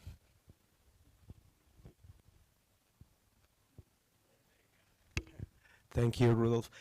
I just supporting that view that Chris says. I mean, if you want to improve numeracy and literacy, you have to look at things that are mentioned in the other areas. So how can you improve literacy and numeracy if your assessment system is not working and high quality? How can you improve literacy and numeracy if you know what type of inputs and pedagogical practices are happening in the classroom and how to transform that? How can you do that without, without an enabling environment, so that you even go to things that are not in these 4 areas? So I think it's a very rich, generative area, and I would really like to concentrate on one, because what my sort of not concern, but what I would want to avoid is, like, you have 2 areas, and in a couple of hours we need to re-merge so that we get 1 or 2 things to do. So just thinking of that would be useful, I think. But I don't know. What's the room thinking? I'm hearing something. Okay. We take 2 more and then we make a decision. Okay, 3 more. And we make a decision. We need to make a decision. Yeah. Okay, so please, for us, we are looking at all the 4 options, and we realize that all of them seem very, very specific, except the first one, which is assessment of the ESP to identify a tech opportunity. So we are saying that, first of all, for all the other three options, before they can be implemented, it means they have to fall under the assessment of the ESP. So at the end, we were thinking that that one shouldn't have come. That's the first option. Or if better still, that should have been the first thing to pick, because at the end, if you choose any of the other three and it doesn't fall under it, how are we going to implement it? Okay. Yeah, I think generally, as you know, implementation on specific areas go, it's always situated in the strategic direction of the country. The ESP outlines the strategy where the country is going. And so a lot of these programs are designed with partners, are situated within policy strategy documents before those are generated. So essentially, it's been considered and factored in. However, the continuous review to make sure that it's responding to the current times is something that is relevant. So when we are looking at that assessment component, we are looking at how is it responding to relevant times and things like that. So I think generally that's my thinking of it, but I could also be wrong, right? But it's a fair point coming from the table. Okay, you wanted to go and then, right? Okay, you want to go? Okay. One more, then we make a decision. We need to make a decision. I'm hearing two, I'm hearing one. We need to agree on something and work with it. Okay, so I guess suggestion-wise, I would say that maybe focus on one, and then the room can work on different categories under it. That's one. And then secondly, I kind of have a question about the ESP. So from the presentation yesterday, the ESP has, I guess the goal is, quality education, to make, I guess, students valuable members of society. But to me, that seems a bit vague, because what kind of society do we want? And what kind of people do we want in the society? How are we looking to contribute to the global human resource market? I feel like having that specificity will give direction to a lot of these things.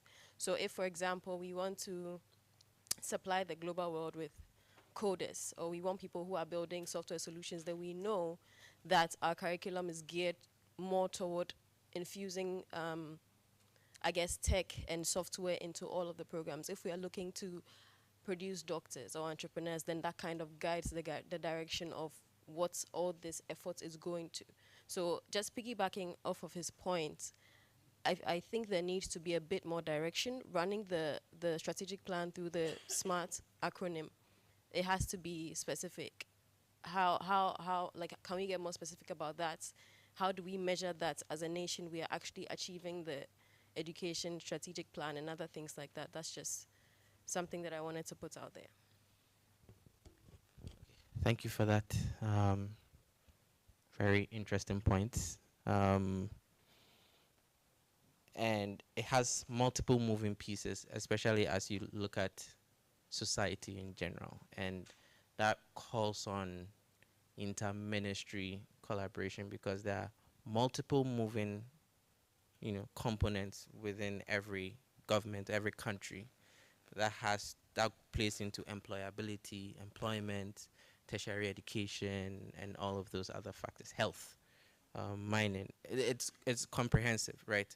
And so looking at the journey straight from pre-K all the way through to primary, to junior high, senior high, then into tertiary, it's a journey, right? And so that requires an extensive set of conversations to look at society. So when ministries of education but generally start thinking about their processes, they look at how all of that whole cycle works together, and it creates a flywheel, right? So the principle of flywheel, there's an entry point, then you fall into a cycle of growth and improvement and all of that, and working towards a country we want. So it's a comprehensive thing that I believe that can also be discussed as people dive into the specific topics more broadly. So when you take FLN, when you take curriculum and assessment, you find them in the ESP. I bet you not. You find them in there, right? And so you can always digest it in a way that makes sense towards that goal. In any case, we need to make a decision, right? 2 or 1. Do we take one topic and look at the complementarities in, the education system? Do we take 2? I don't know. I wasn't too sure whether we should, what the call was on assessment, but I need some help here. I need clarity. Okay. If we take 2 out of the 4, so the discussion is that what the outcome of this meeting will inform which of the components that will get a TA.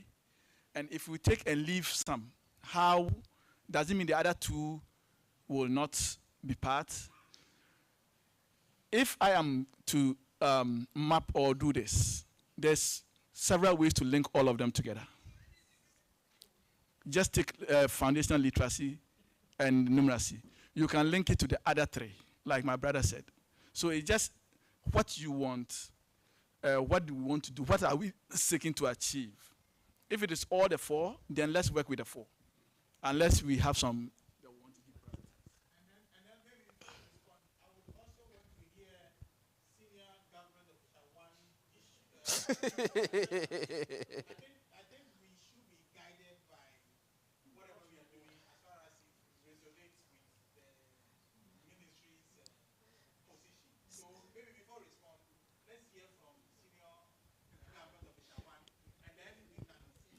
I beg you.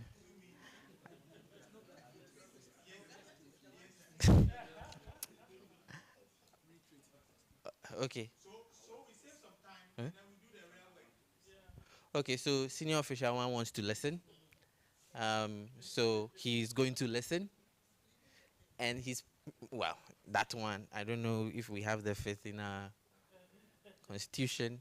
I haven't seen it in there the last time I checked, but we do have some rights around that. So he's pleading the right to speak or not speak. He's not speaking. Any problems? Perfect. Okay, so the whole idea is this is a pilot. Let's be clear.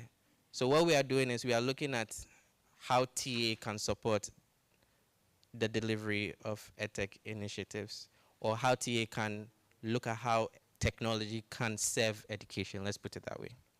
And so we cannot do everything. Okay, we have, some funds to do some things. Now, the idea is this group is prioritizing on helping set prioritization on the one thing that should be done when it comes to provision of TA. And so from the get-go, we are now in a situation which many of you have been in, where you need to prioritize and do the one thing. So these are things that you are all used to, and you meet it every single day. Okay? So as we've gone through the conversation, yes, we acknowledge that there are several moving pieces. However, the conversation as we've engaged in, not by me, but through engagement across the room, we've landed on 2 areas, right? Now, we understand that these 2 areas might have complementary activities that I can plug into.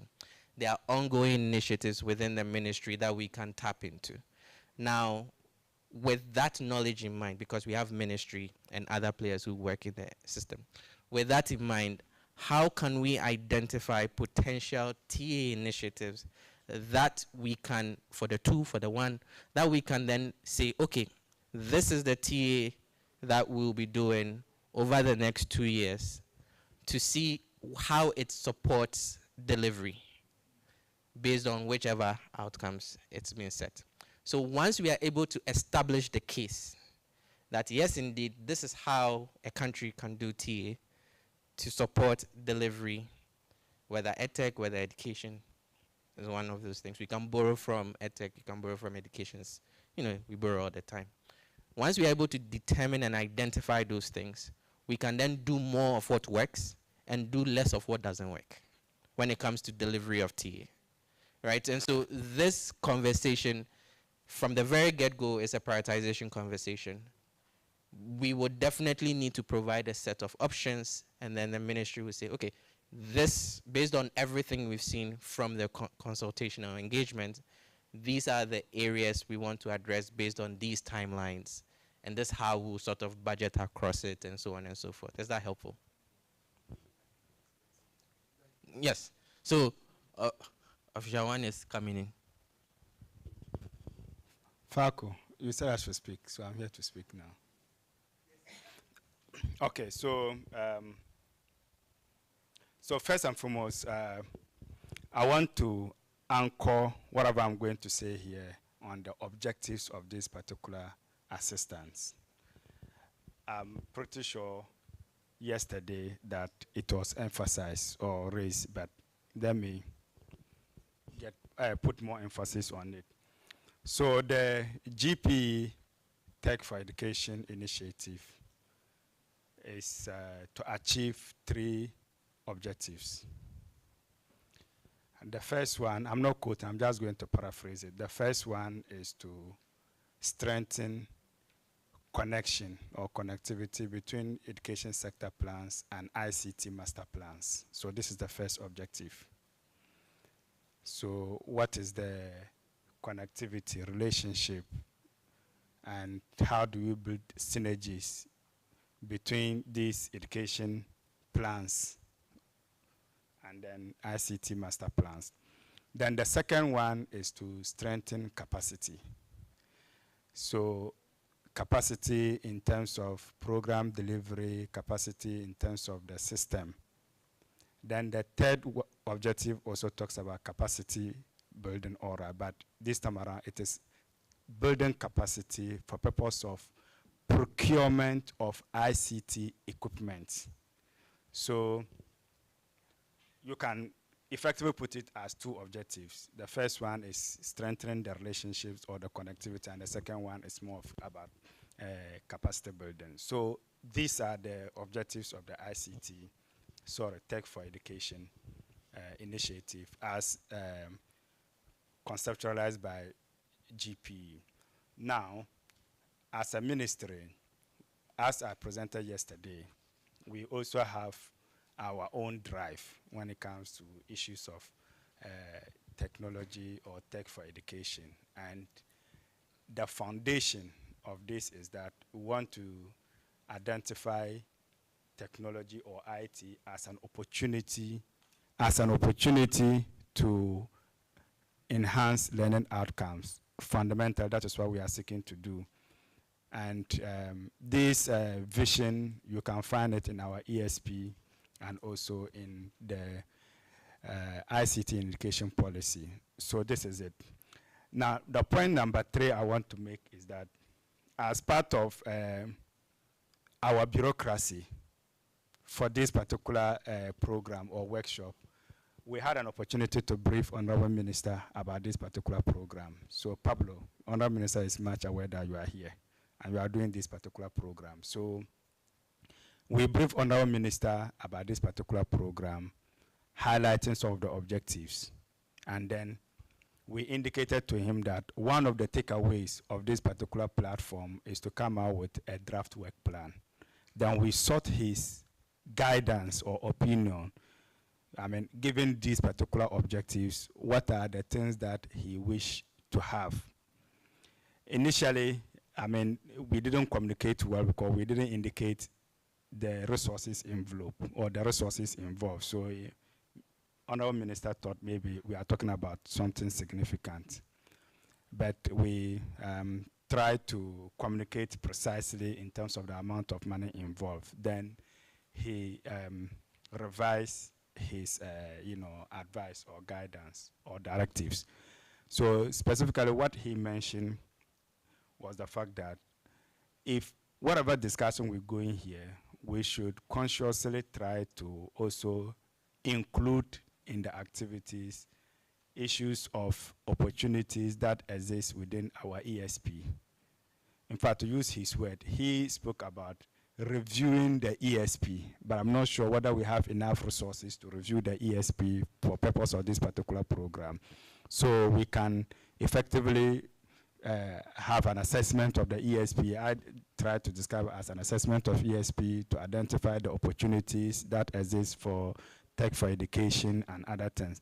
Then he also recommended that one of the things that as a ministry we want to do with technology is improve learning, reading. So he specifically mentioned reading. So if we could use part of this particular grant to develop learning apps or other IA-related tools, so that, as I indicated yesterday, kids will be able to use these particular apps to guide them to be able to improve their reading. And then he also spoke about leveraging technology for career, for curriculum, and then for assessment. So, I mean, just to summarize the discussions around. Now, what I picked from that discussion and I want to share with you was not for us to prioritize, to say that we want to do this, we want to do that, but he was just giving us a certain level of perspective so that we can have a deeper reflection, especially guided by the fact that GPE, as part of the pilot, they expect certain objectives. And this is my own guidance.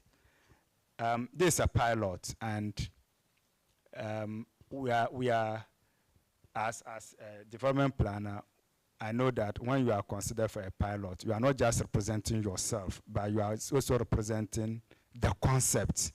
So GP will expect so much from these two countries to see how within this pilot they were able to either revise their operating system to, for instance, maybe in the future consider another grant system separately for tech for education. That's what I'm just thinking. So to ensure that we do not disappoint our development partner, in this case GPE, I would advise that we look at those low-hanging stuff that we can immediately execute or implement, so that within the period, maximum 18 months, there will be resource.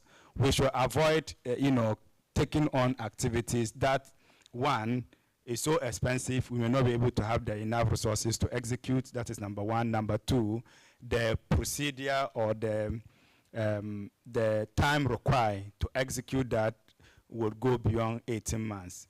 We should concentrate our effort and discussion on those activities that we'll be able to execute within this particular point in time, and that will probably lay a solid foundation to justify why GPE should be able to, put so much funding into tech for education. So this is just the perspective that I want to share. Beyond the guidance from the minister, these minister's guidance are quite broad in nature. I believe that if we delve into it, there are certain specific items that we can choose and incorporate other stuff so that we can have a very perfect document. I'm ready to answer any question.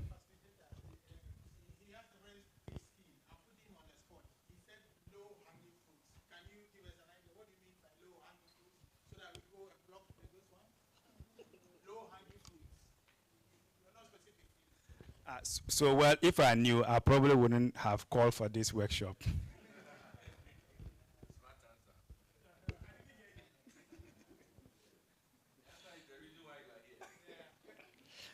Okay, so we have a task to do, to execute for today.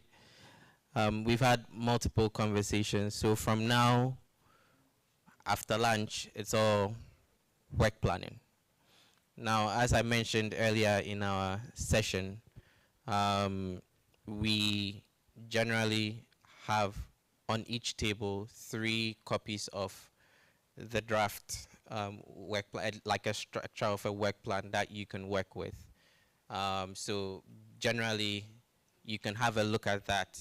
And the whole goal is a table can rip it apart and say, this is not what we need for a work plan, and propose something that would work based on their conversations. They would need to identify 2 or 3 potential TA initiatives that are connected to the talking points we've discussed here.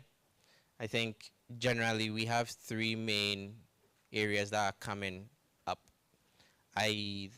the assessment of the ESP, neck and neck with assessment and curriculum, and then we have FLN. And so what we would do is that we would generally have 6 tables. So this table might break out, join this table to make 6 tables.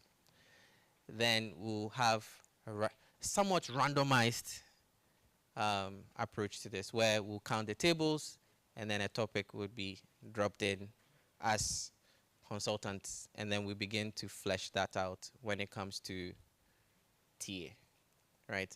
And so the job of the table would be to basically talk it out to identify the one idea for TA, technical assistance, and then they'll talk through a series of ways to basically work towards that.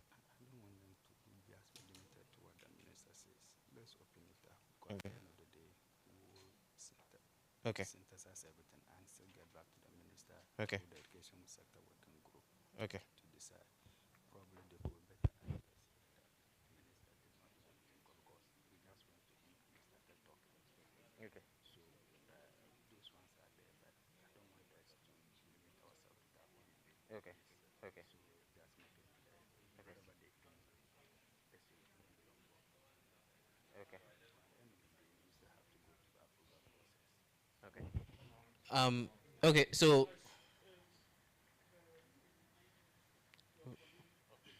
so I've just gotten a whisper in my ear, and it's opening up the set of 4.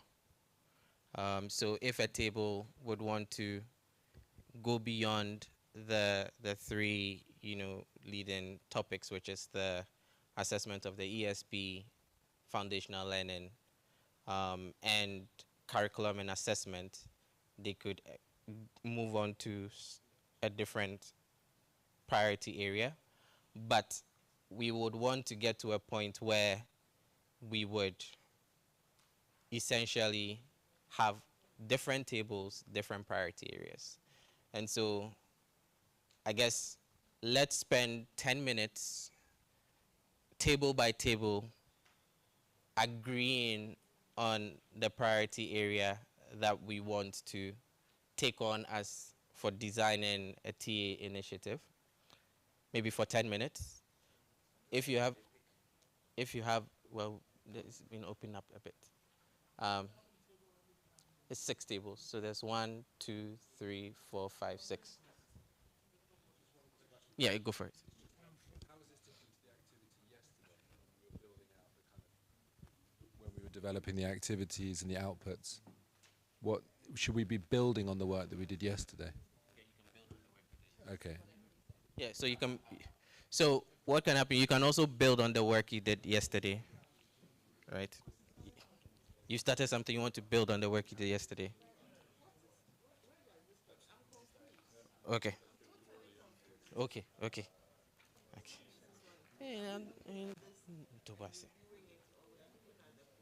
Okay. Okay.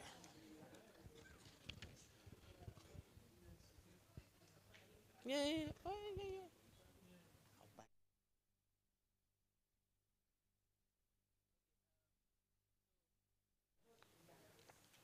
Hello.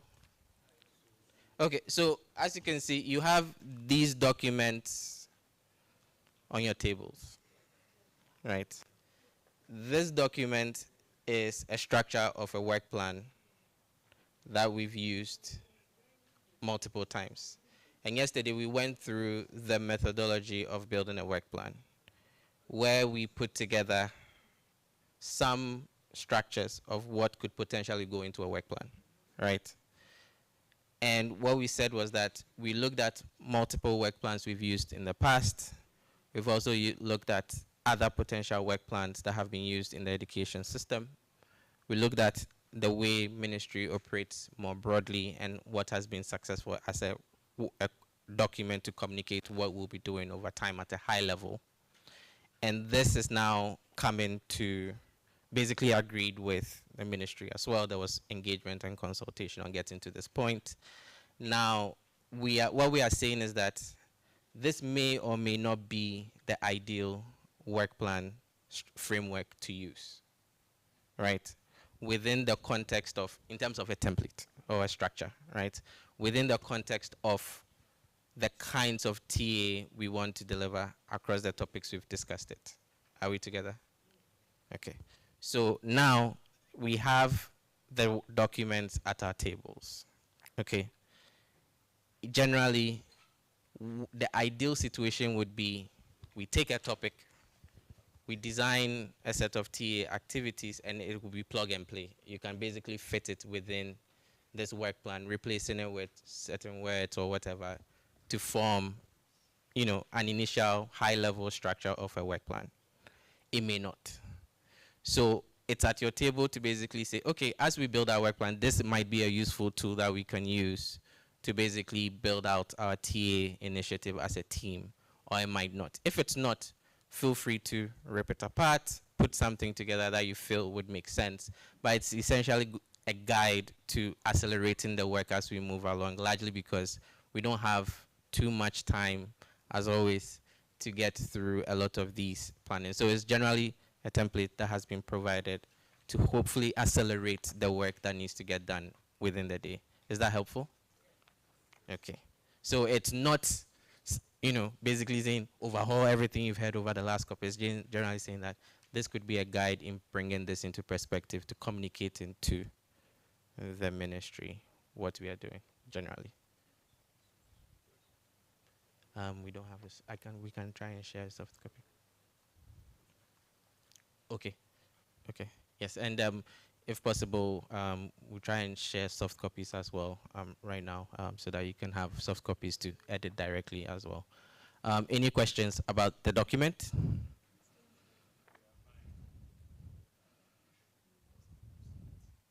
Are we together?